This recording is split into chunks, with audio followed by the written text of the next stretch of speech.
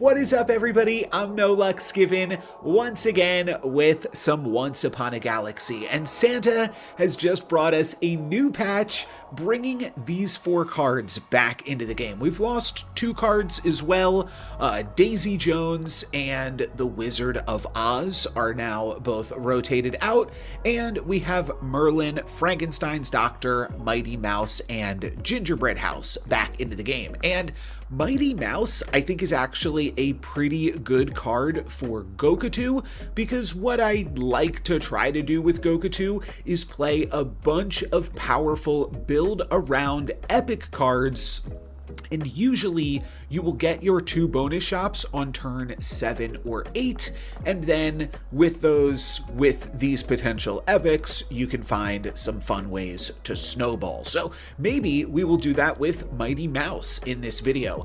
Hamstar is also a new card. There are 2, I believe, brand new cards added in with this patch. We have Hamstar, and then we have one other card, Peachy Queen.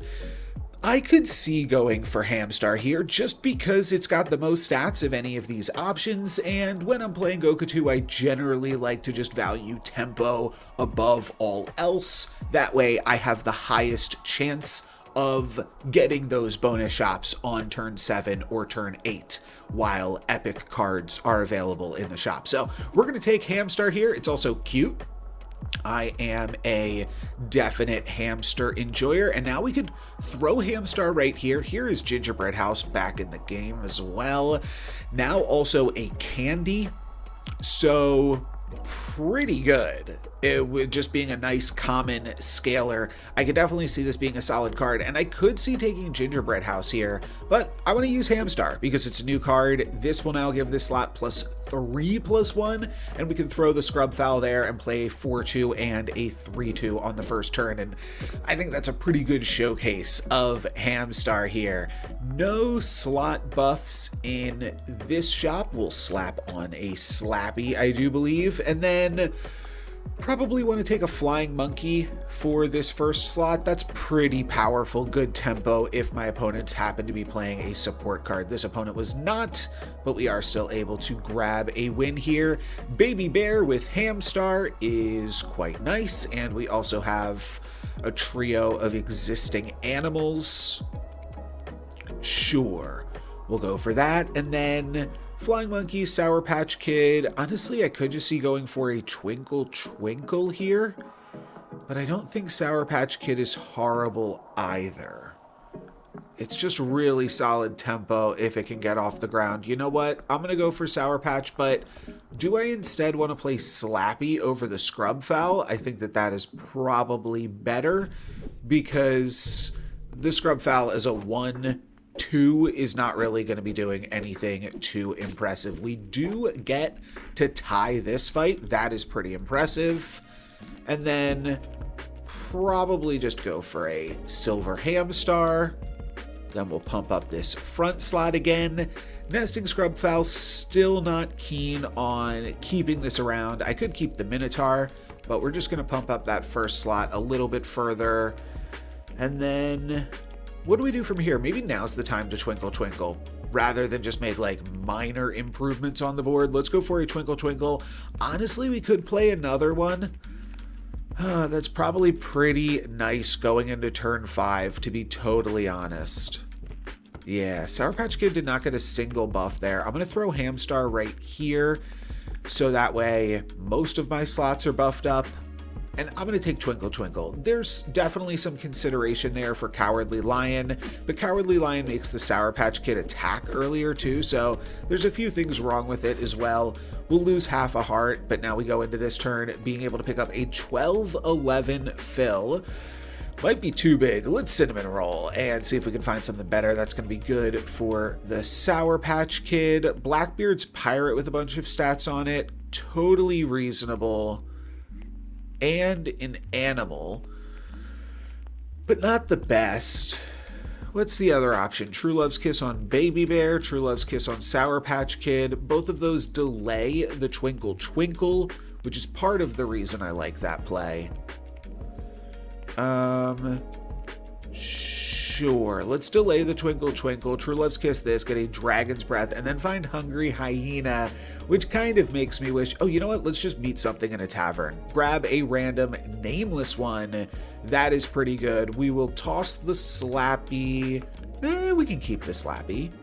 5/5's fine. All of my slots are buffed up now. Probably still even keep the Flying Monkey. Well, if I'm going to do that, would I rather a 4/3 or a 4/3? Let's keep the 4/3, toss the Slappy. Nameless one in front here. Monkey does its job, Nameless one does its job, and we are going to walk away from this combat with a win, healing up our heart. Well, it looks like now, and this can sometimes happen on Goku, it seems to happen whenever I'm recording. Let me know in the comments if you notice a trend. What turns do you typically find yourself activating Goku?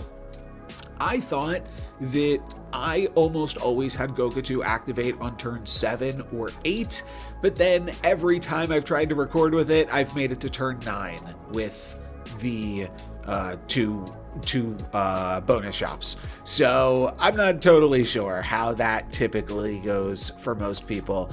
Let's cinnamon roll, and then Miseria is pretty good if we just want to say, okay, we're going to start to lose fights eventually. And you know what? This Hamstar is not even that much of a downgrade. So we'll grab that. And then I am going to all for one here still. You know, if I can delay my bonus shops until turn 9, even though I built my deck around activating the bonus shops on turn 7 or 8, I'm not going to be upset if we get to the end game. Ogre Magi is one of the bigger payoff cards. I am going to try to make that work here still.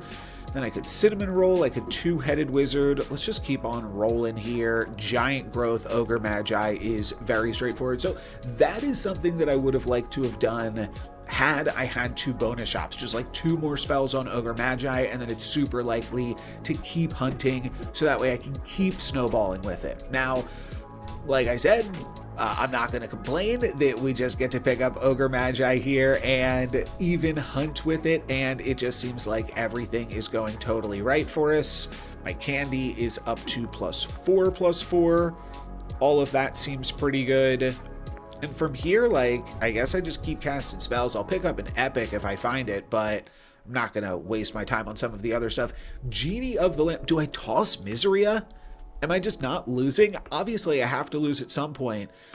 I either toss this fire-breathing dragon, or I just toss Miseria. Let's keep Genie of the Lamp. So the idea with this is that this is a really good, but like kind of risky card.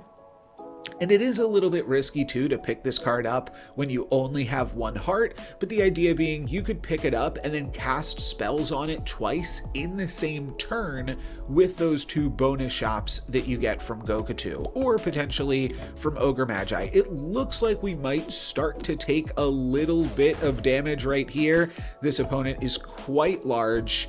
Yeah, we are going to take a little bit of damage here, but still only half a heart. So we've got some time till we get our bonus shops. Here's our first spell on the Genie. I'm probably going to want to start casting spells on the Genie where possible, but I might still want some spells on Ogre Magi. That was honestly a tough decision, but it's free. Next we'll pick up Nessie, so we have a Kiss target. Could pick up Bahamut for the same thing. Could cycle through Jasmine Dragon, so it's cheaper later after we decide we're no longer interested in Nameless one.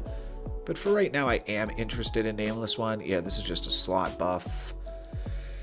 Hands on deck. You know what? Merlin is actually pretty good. I mean, it's just a great card. And it was almost cut just because it was really good. So I will say this. On the previous patch, I had discussed this on my Discord briefly, but I believe that the best card to caramelize, to turn into a candy character, was Wizard of Oz. And partially that was because it had a scaling ability, but Merlin could also be a really strong candy card, because if you can make this a candy card, then it's scaling and rewarding you for what you already want to do with Merlin. Now, I'm not super concerned about that this specific game, but it is interesting to bring up nonetheless. I am going to bring Merlin onto this board, of course, right now, because it's really good with Ogre Magi and Genie of the Lamp. Hopefully, without, if this is 7 points short of hunting, no, okay, it just dies. We are just going to crack a heart this fight. That's totally fine. Oh, here's the other new card. Peachy Queen. Your other Fey buffs give an additional +1/+1. And one thing that you might not realize about Peachy Queen, oh, it's Rosalina.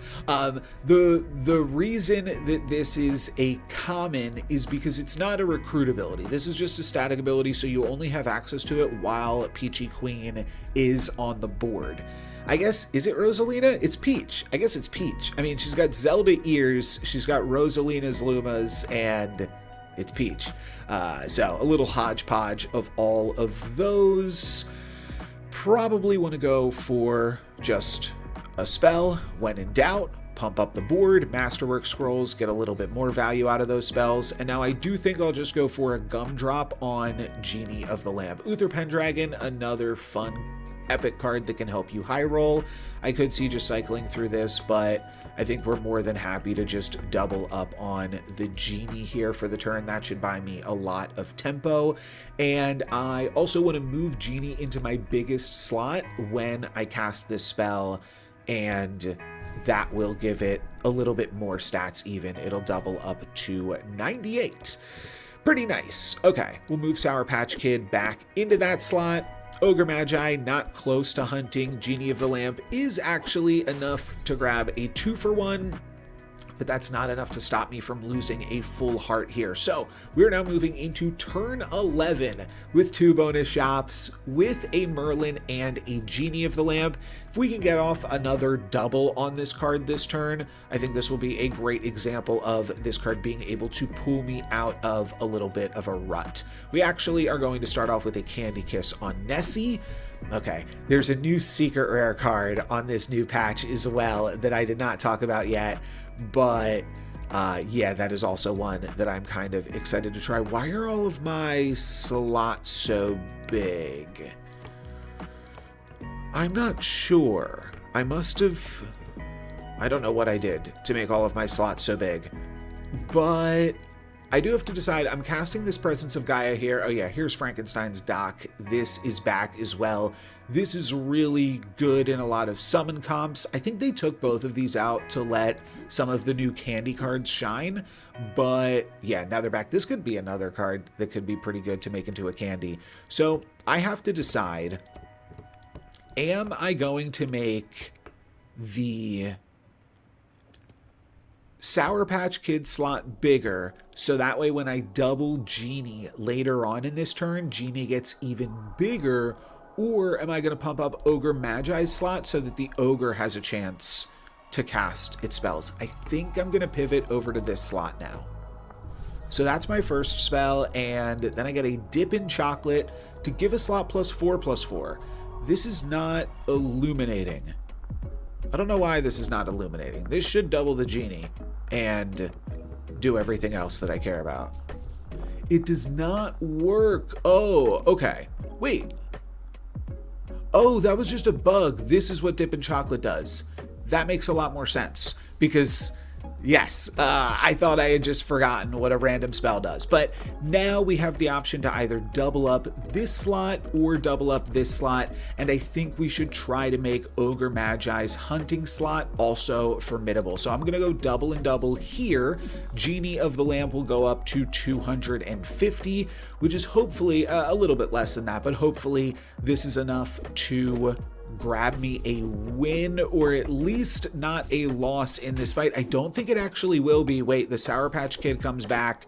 No, still not enough. We lose a full heart. Bummer. Let's play some Lady of the Lake. I love Lady of the Lake, and I think she's a really satisfying captain to play. I generally wind up picking her whenever given the opportunity to do so. So let's see what fun stuff we can get up to here. There were a few good options in that shop. I don't think you really need Mysterious Egg on Lady of the Lake ever, because she gives you other opportunities to high roll. Let's do that like this. Cool. I think we'll win back our heart here. We look pretty strong. Nicely done. We don't get a treasure, but we'll find that in due time. Let's pick up a Cowardly Lion. Here's our first treasure. Could be a Captain's Cutlass. Oh, we'll just go Carving Fork. That's actually easy. And then we will throw in a Beanie Baby and try to throw that away into a worthless treasure, which is, worth a little something to me. I wouldn't call it worthless. Oh, we pick up 2 treasures here. Nice. Ticking Time Top is fine. Fortifications could help us on the Cowardly Lion, though, so I'll just go for that. And then Dragonling. We already have so many treasures that the Dragonling is quite big here, which is cool. I'm kind of thinking Jack Frost for Cowardly Lion as well. I only need 1 more treasure to activate my Captain power. So that should be coming somewhat shortly. Bummer. This combat didn't go perfectly for me, but I still win, I guess. No, I actually lose. Okay, well, not a huge deal regardless. We can heal that back up immediately, or we can grab bags, which gives me my legendary. I'm just going to take my legendary, and then after winning this fight, then we will heal up our heart fairly easily, I think. Okay, Cowardly Lion can get pumped up with Guardian of the Grove now. And we'll probably... that's tricky. Do I want to move into animals with Hungry Hyena? Or do I just want to take Mechanical Dragon, which is just like the biggest free card to take ever on this captain? Yeah, we'll go Mechanical Dragon, I suppose. And we can frontline Guardian of the Grove to pump up Cowardly Lion a little bit easier. Bummer, Mechanical Dragon did not activate there. Sure, this counts as 2 treasures, right? I think so.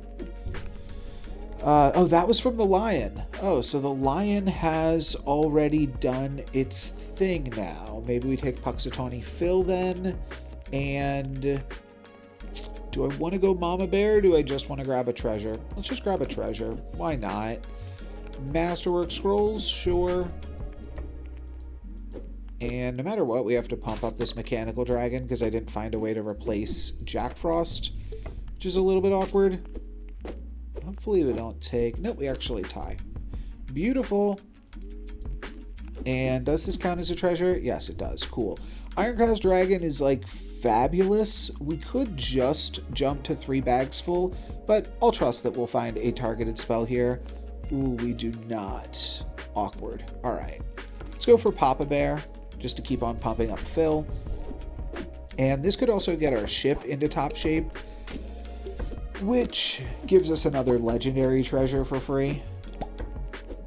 We're going to get to pick up a legendary this turn almost assuredly, if we can just find a single targeted spell. Ooh, this is really nice too. Huh. Oh, I picked up a... Oh, duh. I picked up a Dragon Claw. Right. For that reason, it does make me feel like I might want to move out of this animal shenanigans in one way or another. Maybe I keep Papa Bear for 1 more turn so that I can pump up my remaining slots, since Friar Tuck is also an animal. And then I'll just Twinkle Twinkle, hope for a targeted spell. We don't find one yet. How about now? Oh, okay. But also Ship Shape Inspector. Huh. Okay, I think I'm going to grab Ship Shape Inspector because it's a treasure. I mean, so is this. These are both treasures. Oh, this is Secret Rare Treasure. I'm taking Scarecrow. Yeah, we'll figure out the rest later. I'm doing totally fine on health, so I'm really not worried about what's going to happen if we make some bolder decisions here. And I really don't care about Lady of the Lake at this point. She got us to this point in the game. I'm on turn 9 with full health. Like, now my focus should be on finding a different way to high roll, and that can definitely be with Scarecrow here. Ship is in top shape, like I said. I will still take a treasure when there's no better option, and that triggers Friar Tuck, right? So that's pretty good for me. Let's keep on doing these things, especially because they're also good for Scarecrow. And then goodbye, Friar Tuck. We are going to grab a Battered Star Galactica. Looks good to me. Jasmine Dragon will also join us here. We did not complete the Scarecrow, but we will. We'll complete it next turn, and we are going to grab 2 secret rare treasures in short order. Well, maybe a little bit longer of order. We get a bonus shop there with Jasmine. That's fun. And then looks like we will win this fight as well. Kind of crazy. Okay, Conan can also deliver us a treasure. We can toss Scarecrow here, so this is totally fine. This gives me Infinity Mitten for the Mechanical Dragon or plus 1000 Sword for Conan. We'll go plus 1000 Sword for Conan, so that way we can grab some more treasures off of him next turn. I like Shadowmancer as well, but there's just no room for it on the board. Cycle through Tin Man in case that becomes relevant later. Cycle through Papa Bear just for fun. Grab one more treasure. And maybe grab one more treasure even still. Plus 4, plus 4, plus 6, plus 4, plus 4. Okay. Just trying to find my biggest slot to find out where I'm going to put Battered Star Galactica at the end of this turn. We're just going to wind up throwing it right there. We grab 2. No, I don't know why I said 2. We grab another secret rare treasure, which is great. And we grab some hits on to the Galactica. Yeah, it's got to be the Trifork. Easy pickup here. What now? What are we doing now? Do I want a fire-breathing dragon in the plus 1000 sword slot? I guess that's good as anything else I could do. Breadcrumbs, also pretty solid.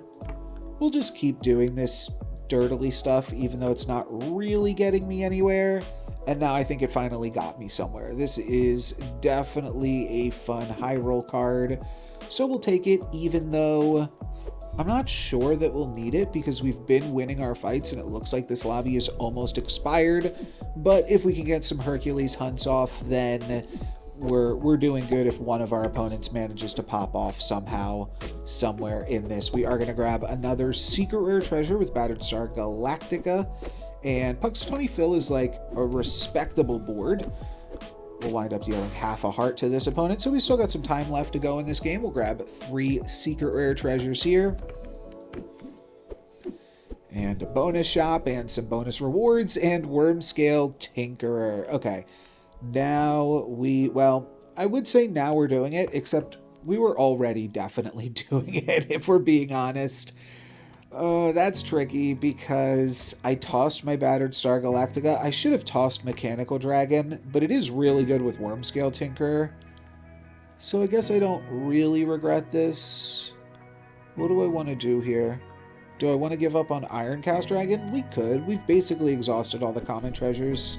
I want to cast this Kiss. That way, in case I find another Kiss, we've got a target, and we are locked and loaded. Triple Trouble I will throw into my second biggest slot. I could put it in this slot if I'm really looking for some fun there, but I think I'll just go for this. We'll go for Jasmine Dragon now. Still haven't lost enough health to pick up Tin Man. Sure, let's just make everything silver. Wait, oh, I picked up Navi. I meant to pick up Long John Silver. Whoops. Okay. Well, what can you do at this point? Looks like we are winning this fight, but again, we are only going to hit this opponent for half a heart, so still definitely have some room left to play. This is just a lucky chest. That's what I got off the last Ironcast Dragon. But 2 bonus shops a turn is too good. I'll take a trio of legendary treasures here. And with this Hand of Midas plus Lady of the Lake, I get to immediately turn that into a golden Titania. Are we tossing Mechanical Dragon? Nah, I'm just going to toss through Titania. That's totally fine. Hunt, pump my slot. Sure. This is good too. Better than Mechanical Dragon? Certainly not better than Triple Trouble, Hercules, Jasmine Dragon, or Wormscale Tinker. It's fine. It's all about the same, to be totally honest. Ticking Time Top in case I ever manage to lose. I don't see that happening. This gives me 2 Dragon's Claws. I have to go back into this now. Okay, it's better than Oracle of Fortunes. If I'm getting 2 claws, yeah, that's just really good. We'll pick up the Spellbook Punch card. That should be fairly easy to satisfy, and hopefully this was a satisfying video in terms of showing how Lady of the Lake is really powerful. I don't know how other people feel about Lady of the Lake, but I just really love the mini game that she asks you to do. I think it's pretty easy to satisfy and pretty easy to high roll once you have gotten the rewards from her captain power. So yeah, I'm a pretty big fan. I think we'll take Miss Muffet here, and by take I mean cycle through just for the treasure. I do like the Shadowmancer of it all though. We'll grab all 3 of these plus 2 more bonus shops and another legendary character. We'll just cycle through this. Conan, cool. Hercules, rank up. Abracadabra. I'm not looking for a True Love's Kiss just because I don't want to kiss any of these things.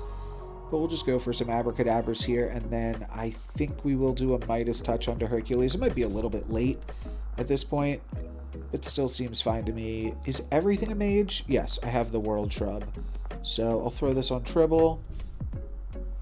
And then cycle through this. Double cast an Abracadabra. Stroke. Bags are fine. Abracadabra is also fine though too. Yeah, double seems pretty good. We could also just pump up the Tribble slot. I don't hate that. You know what I think we actually do here is we double, and then we move Hercules. Hercules is going to be able to stick around. We're so big right now that this is totally fine. And I'll just start cycling through the things that I wind up pumping. And okay, we're done. We're done here. Putting Triple Trouble in the double slot for this final fight is also good because it means that if people play up against this board in asynchronous mode, it will definitely be something scary to play against. So sorry if that's you, but yeah, this was a pretty good performance here from Lady of the Lake. That's going to be it for me for this one. Thank you guys very much for watching. I'm NoLucksGiven. Peace.